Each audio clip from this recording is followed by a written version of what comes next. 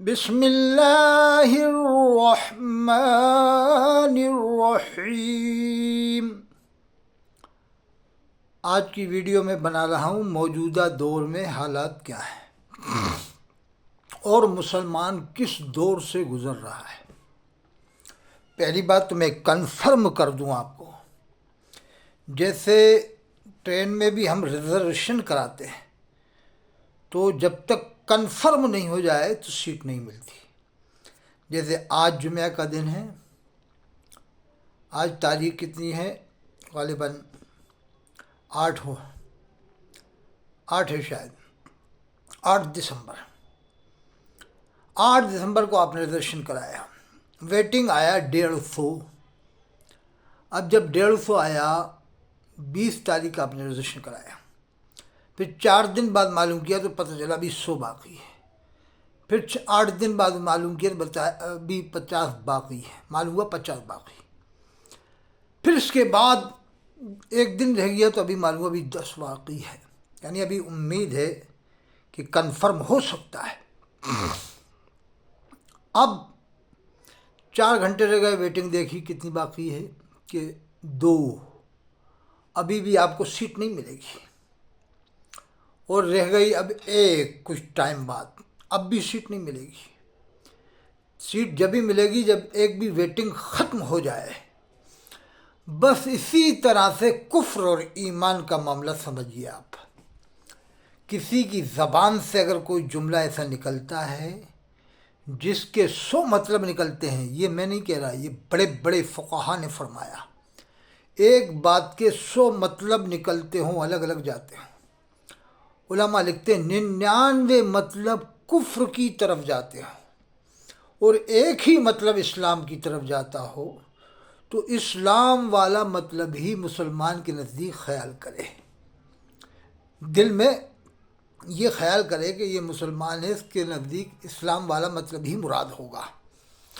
ہاں اگر کنفرم ہو جائے، جیسے ویٹنگ کا بتایا میں نے، کنفرم ہو جائے کہ نہیں اس کی مراد کفر ہی تھی، پھر اس کو کافر کہا جائے گا۔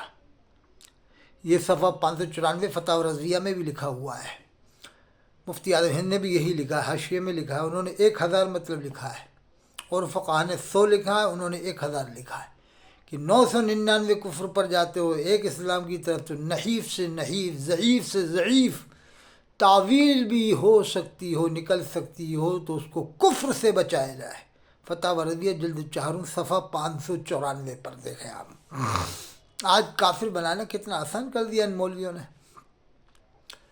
تو میں یہ بتا رہا ہوں کہ غلام وہ کون تھے، محمد رفیع صاحب، انہوں نے گانا گایا، خدا بھی آسماں سے جب زمین پر دیکھتا ہوگا، میرے محبوب کو کس نے بنایا سوچتا ہوگا۔ اب یہ گانا کفریہ ہے، لیکن ان کی ذات کو ہم کافر نہیں کہہ سکتے، اس لیے کہ موجود نہیں۔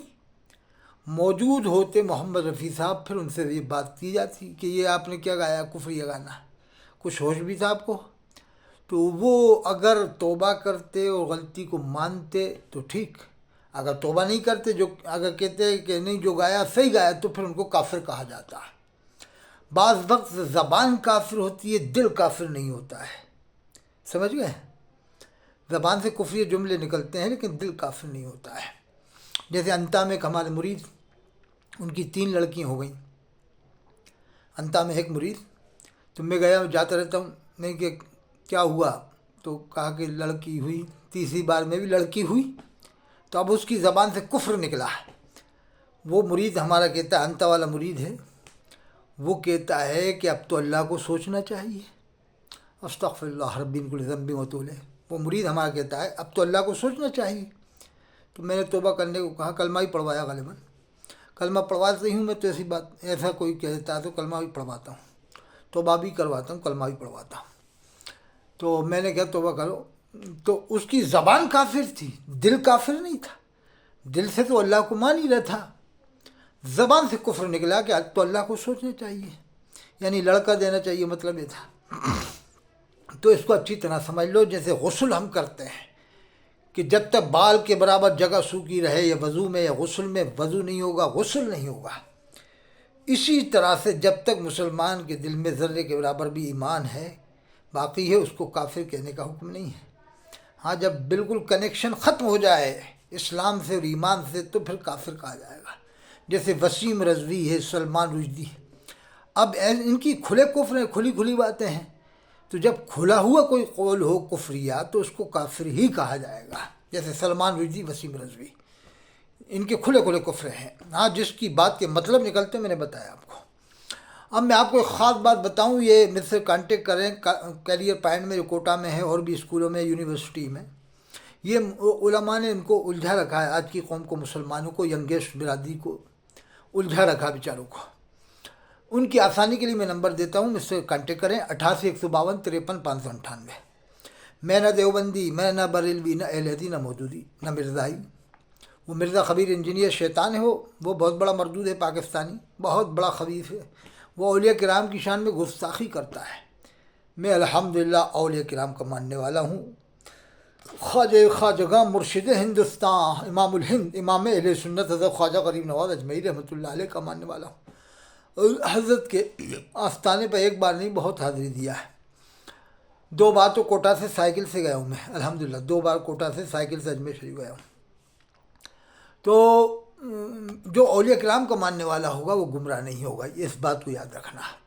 اور ایک بات اور یاد رکھنا، آپ جو کافر کہتے ہیں ان سے کہنا کہ آپ کافر تو کہہ رہا ہو ان لوگوں کو، پھر یہ 30 کروڑ کی آبادی کیوں بتاتے ہو مسلمانوں کی؟ اس کا مطلب تم خود کافر ہو گئے کہ نہیں؟ اب جن کو تم کافر کہہ رہا اب تم نے ان کو مسلمان مان لیا، اب تم خود کافر ہو گئے کہ نہیں؟ اور سنو، جب ووٹنگ میں کھڑا ہوتا کوئی آدمی ودھایک یا ایم ایل اے کے چناؤ میں، تو پھر تم یہ کیوں کہتے ہو یہ اپنا ایریا مسلمانوں کا ہے، جبکہ وہاں دوسرے دیوبندی رہتے ہیں، اہل حدیث رہتے ہیں، مودودی رہتے ہیں، تو ان کو کیوں آپ نے مسلمان مانا؟ اس کا مطلب تم خود کافر ہو گئے کہ نہیں اب؟ اور سنو، کافر قرآن کا حافظ نہیں ہو سکتے، میں نے بات بتا دی، جیسے قادیانی میں، غالی شیعوں میں قرآن کا حافظ نہیں ہوتا، قرآن کا حافظ مسلمان ہی ہوتا ہے، بس اس بات کو یاد رکھنا۔